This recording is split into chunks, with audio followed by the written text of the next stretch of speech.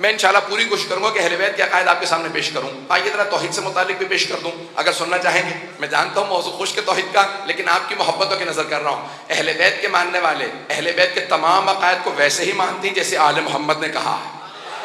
تو اب میرے جتنے تمام دوسرے برادران بھی سن رہے ہیں وہ بھی سن لیجیے ہمارا عقیدہ کیا ہے. ہم اللہ کو وحدہ لا شریک مانتے ہیں کہ اللہ وحدہ لا شریک ہے اور وہ کسی کا محتاج نہیں ہے.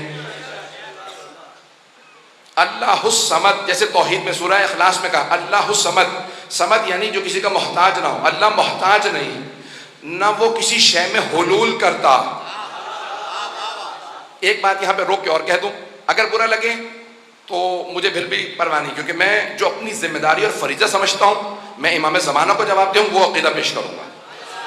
آج ہم میں بھی بہت سے عقیدے آنے لگے. دیکھیں پہلے صوفیہ ہم سے عقیدے لیتے تھے، اب صوفیوں کے عقیدے ہم میں بھی آنے لگے. جملہ میں کہہ گیا ہوں، میں اولیاء کا انکار نہیں کر رہا ہوں.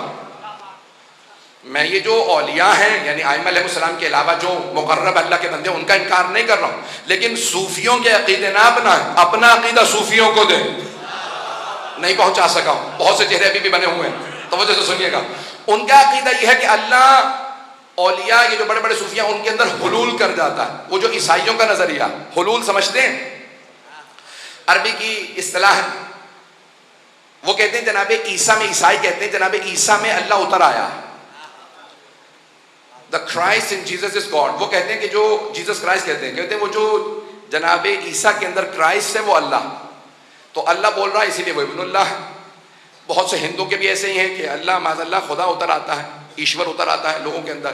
کسی کو گائے میں نظر آ رہا ہے اس کا مطلب ہے خدا گائے میں اس کے لیے اتر آیا. کسی کو آگ میں نظر آ رہا ہے، کسی کو سانپ میں، تو وہ سمجھتے ہیں کہ اللہ اتر آتا ہے کسی میں. بہت سے صوفیاء کہتے ہیں کہ ہمارے یہ جو صوفی بزرگ ہیں ان میں اللہ اتر آتا ہے، حلول کرتا ہے. شب جمعہ کو اللہ آسمان سے اتر کے زمین پہ آ جاتا ہے. یہ عقیدہ اہل بیت کا نہیں ہے. وہ جو حرکت میں آتا ہے خدا نہیں ہوتا.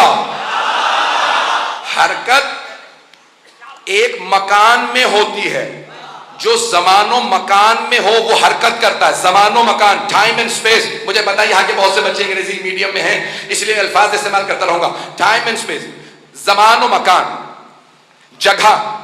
جو جگہ کا محتاج ہونا وہ حرکت کرتا ہے، جگہ میں جاتا. جس نے جگہ کو بنایا ہو وہ جگہ میں نہیں ہوتا، جگہ سے باہر ہوتا.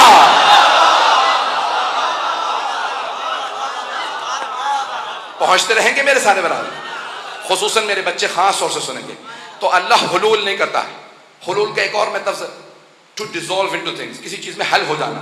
جیسے کسی نے مجھے پانی دیا، ایک صاحب نے کہا یہ نمک لے لیجئے، میں نے ان سے نمک لیا، پانی میں ڈالا اور اسے فوراً حل کر دیا. میں لفظ استعمال کر رہا ہوں حل کر دیا. جب حل کر دیا تو وہ حلول کر گیا. اب اگر کوئی آدمی مجھ سے کہے میرا نمک واپس کر دیجئے تو میں کہوں گا اب میں نمک واپس نہیں کر سکتا، کیونکہ وہ نمک پانی میں حل ہو گیا، نمک حلول کر گیا. جو اپنی ماہیت کھو کے دوسرے میں چلا جائے وہ باقی نہیں رہا. توحید واضح ہو رہی ہے. تو اب جو حل ہو جائے، کسی نے چینی دی، میں نے چینی کو حل کر دیا، کہا چینی واپس کر دو، کہا اب واپس نہیں کر سکتا، کیونکہ یہ چینی اس پانی میں حل ہو گئی، ڈیزولو ہو گئی ہے، حلول کر گئی. جو شے حلول کر جائے نا وہ غائب ہو جاتی ہے، اپنی حیثیت کھو دیتی ہے. جو اپنی حیثیت کھو دے وہ کیسا خدا؟ تو اللہ کسی شے میں حلول نہیں کرتا.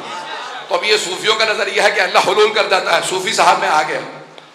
میں کسی بزرگ کا نام نہیں لے رہا ہوں، بہت سے بزرگ ہیں اور بہت سے تو بزرگ بھی نہیں ہیں. کچھ لوگ تو پہنچ گئے ہیں اور کچھ لوگ موڈ میں ہیں کہ مولانا سے کہلوا کے چھوڑیں گے.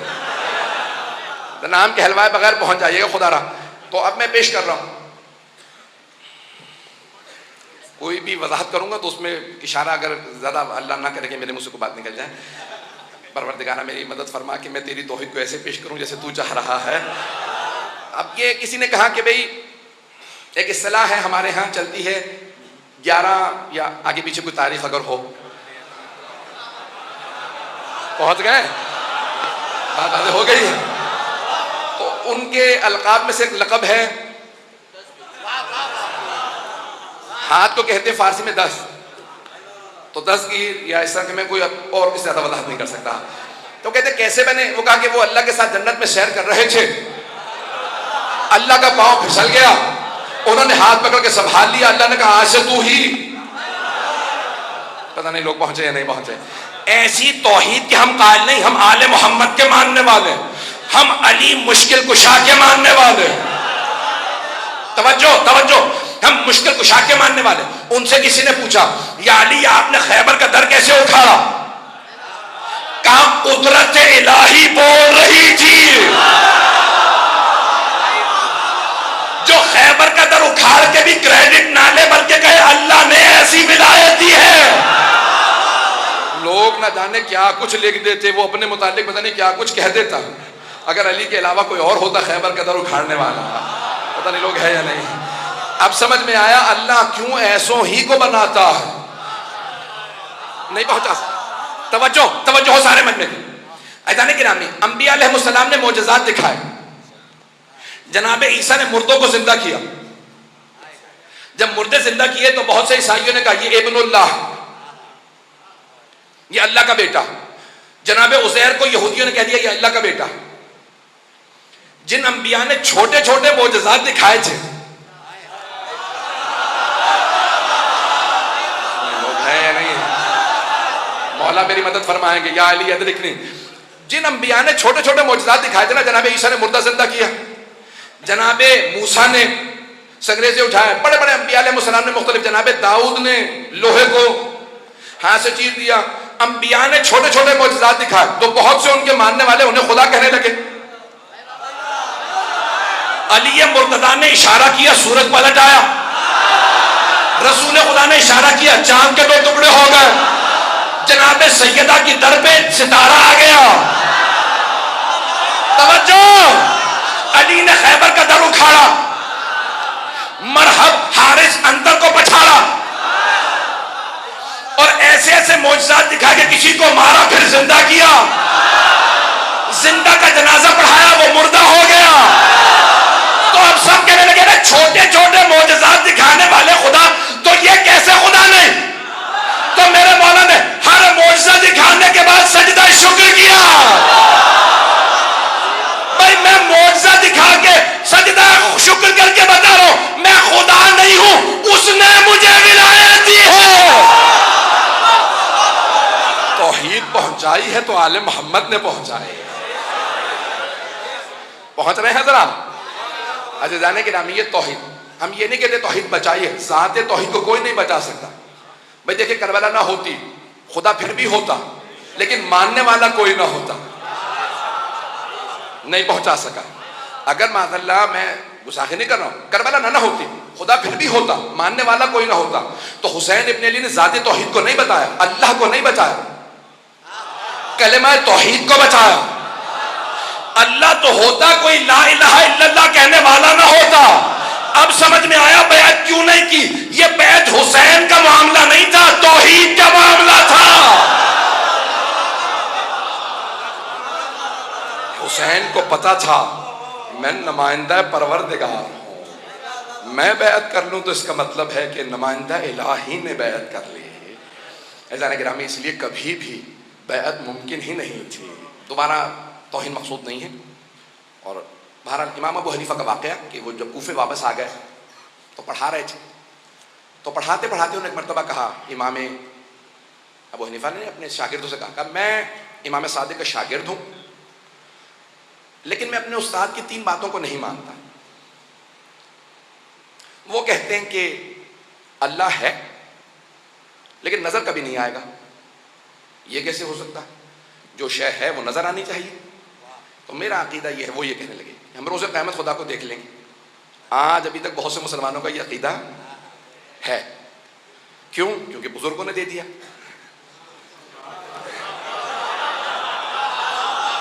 عقیدہ وہی بنائیے گا جو آل محمد کا. ہمارے عقائد پیش کر رہا ہوں, آل محمد کے کوئی کسی کو برا تو نہیں لگ رہا؟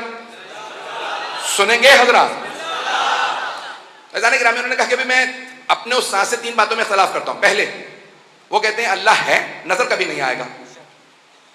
میں کہتا ہوں کہ نہیں, اللہ نظر آ جائے گا, روزہ قیامت ہم سب دیکھ لیں گے. اور انہوں نے آیت پیش کی وجوہ یومئذ ناظرہ الی ربہا ناظرہ.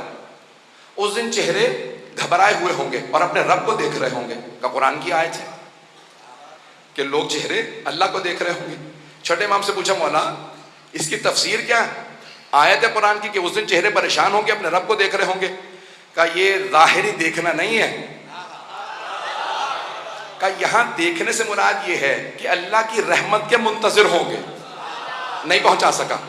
آپ بھی کئی مرتبہ اپنے بزرگوں سے کہتے ہیں جب میں پریشان ہوتا ہوں تو میں آپ ہی کی طرف دیکھتا ہوں یعنی میری امیدیں آپ سے ہوتی ہیں. کہ اس دن اللہ کو دیکھ نہیں رہے ہوں گے، اللہ سے امید لگائے بیٹھے ہوں گے، رحمت الہی کو دیکھ. پتہ نہیں لوگ ہیں یا نہیں. کہ اوروں سے نہ سمجھنا، ہم آل محمد سمجھائیں گے. آیتوں کا مفہوم کیا ہے؟ وارث سمجھا سکتا ہے.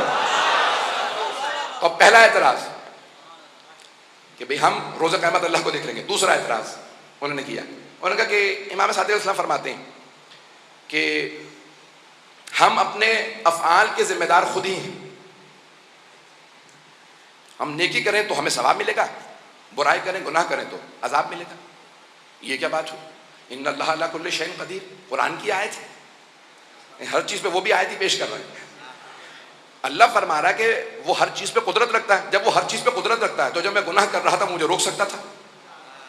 اس نے مجھے قتل سے نہیں روکا، اس کا مطلب ہے وہ چاہتا تھا میں قتل کر دوں.